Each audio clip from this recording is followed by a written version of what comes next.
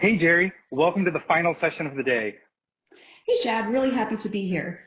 That session on responsive selling was great, wasn't it? It was really good. I always love hearing from our product management leaders. It's really amazing to see how much we've delivered around our vision. It's just been such a jam-packed day of information, hasn't it? It really has, but it's a lot to think about. It certainly is. But that's why we've made this session truly on demand, so that our guests can watch it on their own schedule whenever they're ready, without missing out on what we have in store for them. So to our guests, if you've made it this far, welcome. I'm Shad Stallings, and with me today is Jerry Kelly. This final CX Summit of the fall series is all about the customer experience when it comes to selling, either through more traditional sales channels or self-service channels, or more realistically, all of the above. We've heard a great discussion between Larry and Rob about the strength of combining the front and back office. We've heard from customers Ricoh, Motorola Solutions, and Hyster-Yale about what it takes to thrive in this new reality. And our sales and commerce product leaders talked about their visions for the future. To our guests, if you missed any of it or want to go back and share it with your network, it will be available to you on demand. I'd highly recommend checking it all out. So this session is what I like to call the so what portion. How do you take what you've heard today to drive change in your organization, particularly when it comes to digital commerce? But before we get into our maturity framework, Jerry, I think we need to set the table and address this new imperative for organizations looking at either their first digital commerce implementation or those trying to grow beyond their existing capabilities. What is so important about this moment? Yeah, it's a really good question, Shad, because frankly, a lot of really smart people, they've been talking about digital transformation for the better part of the last decade. But all of a sudden, 2020 hit us all, right? And there's no more time for talking. There's no more time for making plans. Things have truly been put into hyperdrive. So we heard from Katrina in the last session that according to McKinsey research, we jumped 10 years ahead in e-commerce growth in just 3 months. So, and a little fun fact to share with you is our customer, ABC Fine Wines, they saw a 2,000% growth in online sales since the start of the pandemic. 2,000, like that's crazy. And it's not just people ordering wine. It's not just me ordering all my kids' school clothes online, right? B2B businesses are also accelerating their digital transformation. Wow, that's some really impressive growth. And I'm sure it can create some uncertainty around how to best drive an impact with such acceleration. I know you met with some of our customers recently. Were you able to get any sense of how this change is being thought about and addressed in real time? Yeah, so we met with a group of our customers just last week, and a lot of the discussion was around how they're really shifting their strategies and what their focus areas are. And they said that this year they've spent more time tackling things like new business models, especially those traditional B2B businesses that are pivoting to go direct to consumer now. They've also spent a lot of time focusing on integrations, both with back-end systems so they can pull more data into the experience, but also with new technologies, right? So think about things like contactless pickup, curbside pickup, like those are some of the obvious examples. But it's not a surprise that our customers are focused here. So I want to give everybody a sneak peek into some new research that we're working on with Partner Miracle. We're going to release the full report in the coming months, but some early results are showing that 98%, right, so that's pretty much everybody, of traditional B2B businesses, they're looking at how to build a better relationship with their end customer. But is this just a lot of talk? Because out of these sellers, only 34% of them are actually considering these direct relationships as critical to their success today. So I'm really asking, like, where's the disconnect here? So almost everybody thinks the direct relationship is important, but only a fraction of them think this is critical to their success. So I think if 2020 has really shown us anything, it's that the customer relationship is more important than ever. So I can't wait to share more of these results of this research, but Shad, let's dive into what this means for everyone listening today. Yeah, definitely. And I think that sets us up nicely for our discussion today around digital commerce maturity. We're going to give you some ways to think about the big questions. How do I know what to do next? What's going to provide the most value, both in the near term and the long term? And how do I capitalize on the next big opportunity without getting stuck in this rip and replace loop that repeats every few years? That's right. And if there's one thing that we want everyone to walk away with today, it's the understanding that much like your own customer's journey, the path here isn't always linear. So it's common that you're going to sometimes find yourself ahead in one area and behind in another. But if you can understand your current achievements clearly, and then you can identify your gaps, you're going to be better prepared to successfully grow your digital commerce initiatives into the future. Yeah, so this maturity framework has 4 main stages. There's foundational commerce, transactional commerce, optimized commerce, and then innovative commerce. Think about each of these stages as we go along and put them into the context of your organization's unique challenges and opportunities based on what you've accomplished so far and where there might be potential for greater value creation. So we'll start off with the basics, but there's actually a fair amount to unpack here. Foundational commerce is arguably the most important stage for long-term success on digital channels, yet it's often an afterthought, especially as organizations look to start selling online quickly.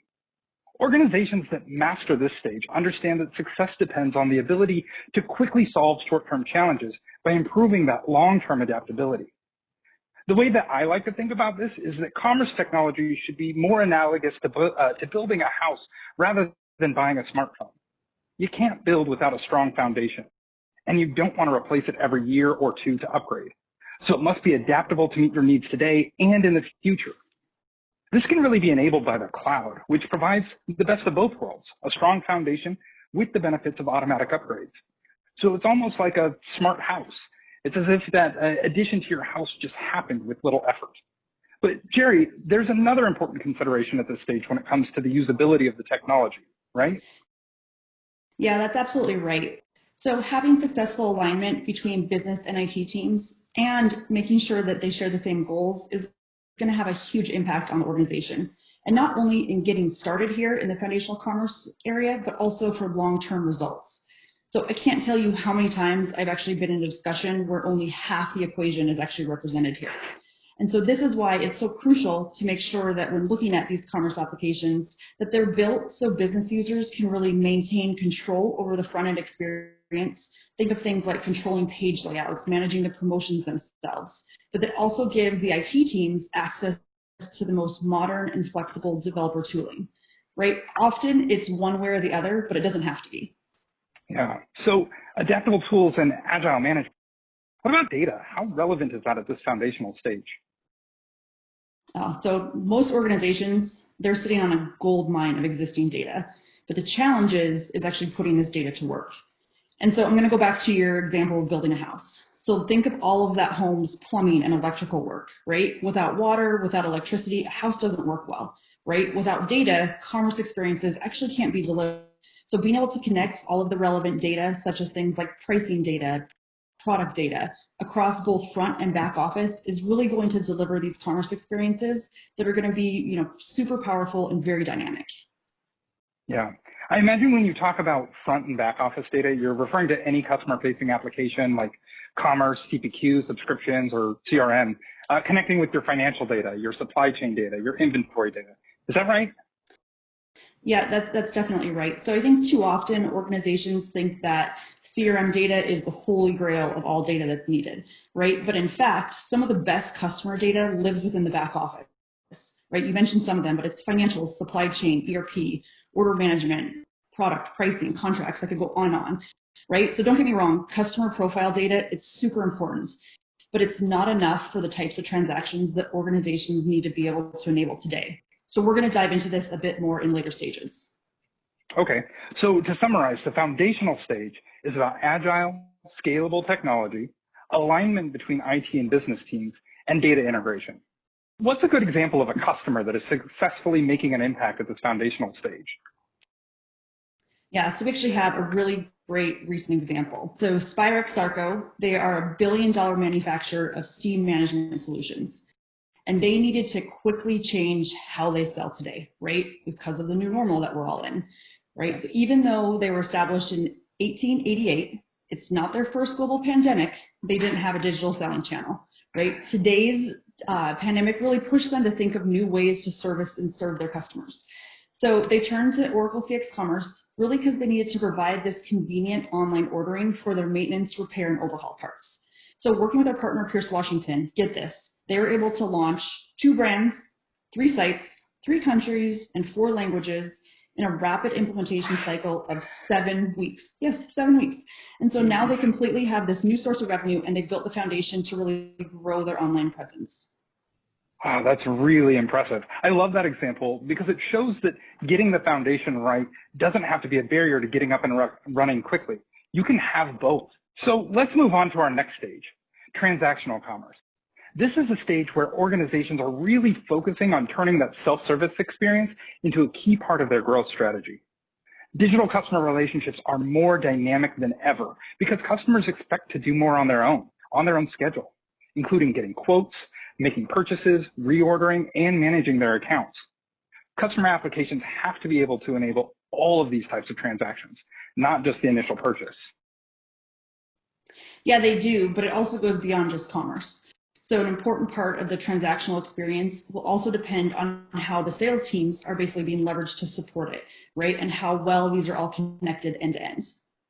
Yeah, it's interesting that you mentioned that, Jerry, because I've worked with and for a lot of business leaders over the last decade that have hesitated with pursuing digital commerce opportunities because they just didn't know how it fit into their more traditional sales models. There seems to be this consistent thread of concern, particularly in B2B organizations, about consultative selling and losing this value by moving online, or just having products that are too complex to sell successfully on self-service channels.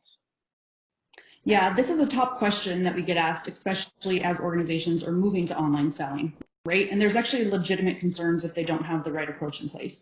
So direct and digital sales channels, they can really work hand in hand by leveraging and connecting the common data and unifying the experience, right? It doesn't have to make these sellers irrelevant, right? But they can really be empowered to be strategic with their interactions. So there's a time and a place for all sales engagements, right? From low touch to no touch, right? This is where digital channels are perfect, all the way to high touch engagements where there really is a need for that personal direct interaction. And knowing how and when to engage your customers is going to be critical to overall success. Yeah, well, that really addresses the first concern of these leaders. But what about that second, that question of complexity? Yeah, so there's a couple ways that you can address complexity. But identifying a path forward really depends on a similar situation, all about connected data still. So there's going to be complexities of the order itself, right? Especially if you're selling an item that has to be configured, if quoting is required. But the interaction with a brand, it doesn't end once the order is complete. So buying is all about the end-to-end experience across, yes, the order capture portion, that is very important, but it's really about the post-purchase experience as well. From delivery and usage, so things like, where's my order? It's a common question I know I have often, to how much of my subscription service do I have left, right? All the way to servicing. So what happens when someone actually needs help with their purchase? And, let's be honest, buyers, they really don't want to have to wait on hold of customer service. They don't want to have to try to get in hold with their sales rep. They want to be able to do all of this online on their own time. So the way I like to think about it is that everything is now part of the buying experience, and digital interactions are more important than ever. This is why that notion of connected data is so important. It serves as the bridge across front office and back office applications to really deliver these connected omni-channel experiences. Jerry, that reminds me of one of our customers. So Construction Specialties manufactures 10 different lines of building products that architects, designers, and facility managers need to bring any building to life. From wall protection, design elements, and louvers on the outside of a building to all of those surfaces that we often don't even think about but need and appreciate in places like hospitals and airports and commercial buildings. So like many organizations, their homegrown and highly customized systems became an impediment keeping up with the self-service needs of their customers. And they began to feel this impact of new competitors slowly chipping away at their business as a result. That's when they saw the opportunity with Oracle. CX Commerce made it easier for their customers to purchase standard one-off parts quickly and efficiently. But they were also able to make those complex, custom configured materials more accessible too, by integrating Oracle CPQ into that same experience. Now their customers can get further along the purchasing path, finding the items that they're interested in, building those quotes on their own. And then a seller can come in with a more complete view of that account to review and approve and adjust the quote or order as needed. This has had a significant impact on their conversion rates. Now, Construction Specialties has transformed their technology and data infrastructure, connecting that front office data with their back office data, like supply chain and ERP data, to achieve greater visibility into product lead times, inventory data, levels, and their financials, which is making the whole operation more efficient and providing the insights they need to make gains against their competitors. Wow, that's such a great story of how commerce, CPQ, and ERP can really work together to bring these buying experiences online for the more complex products and services. Yeah. All right, so let's look at our next stage, optimize commerce. This is the one that intrigues me the most because even though it's further along in the maturity framework, value is really created by doing more with the existing investments and resources. Optimization creates efficiency that will really open the door to the final stage. But before we get there, Jerry, what does optimization look like in practice? Yeah, so primarily you're going to be optimizing around your customer, right? You want to think about things like, am I meeting all my customers' needs? Or just as important, am I leaving any money on the table, right? The answer to questions like these should really focus on how you can supercharge personalization to truly deliver these buyer-specific experiences, but do this at scale. All right, so what do I mean by this? So let's take this example, right? So let's take everything that you know about your customers' historical data, right? Such as past orders. And then let's combine it with a real-time signal, such as a search term that they use to get to the site, right? This is the heart of responsive selling. And it really gives organizations the ability to deliver the right offer at the right time at every customer interaction. And it goes beyond really just personalizing product data. It also includes leveraging content. So think of things like related videos, articles, buyer guides are some great examples. So including this type of content along with product data is a key way to differentiate and individualize experiences. All right, you also asked about efficiency though, so I want to make sure I answer that. So efficiency for your customers, from your customer's perspective, it can actually, it means, it's how we've covered things so far. It's connecting their buyer journeys and making sure that you're delivering them really relevant experiences. You want to make the purchase as easy as possible for them, but you want to be able to reuse your efforts as much as possible. So this can take many forms, including things such as expanding beyond your core commerce channels of web and mobile easily. It can mean entering new markets, tackling new geographies. It could also mean going direct to consumer, as we talked about in the beginning. And that's the type of growth that really sets organizations apart, isn't it? Yeah, it really is. And Zebra Technologies, they're a great example of a company that really saw the need to make their buyers' purchasing experience more relevant and more efficient. All right, so if you haven't heard of Zebra Technologies, you've definitely seen them in action, right? They're a manufacturer of scanning technology and scanning devices. So if you've been in the hospital and had your bracelet scanned, if you have been in the grocery store and watched the shelves get stocked, right, then you've seen their scanning technology in action. So prior to partnering with Oracle, their resellers and distributors, they had to go to multiple sites to just do one thing. So they had to research product on one site. They had to request a quote on another site. They had to call a sales rep to place an order. And then when they wanted to track where their order was, they had to go to yet another site, right? Lots of disjointed experiences, not very efficient for the seller. So with Oracle CX Commerce and CPQ, Zebra actually has created a seamless one-stop shop for their buyers. All of these engagements are now in one place. And in fact, they've actually increased customer engagement by almost 20% since they've launched. And they're now looking towards subscriptions as their next way of really enhancing these customer buying experiences.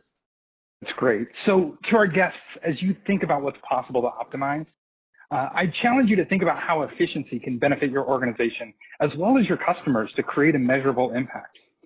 How can you make every interaction connected and relevant to the customer's needs, wherever they are in the purchasing and ownership journey, to create that stronger, more lasting relationship? And so that brings us to the final stage, innovative commerce. This one represents opportunity more than anything because it's all about capitalizing on new business models and innovating for the future. Maturity varies widely by industry and sales model. For example, some B2C companies lead in terms of what an experience can look like today. But given the room for growth in B2B models, there's so much opportunity to differentiate and raise the bar for what a compelling experience can look like in the coming years.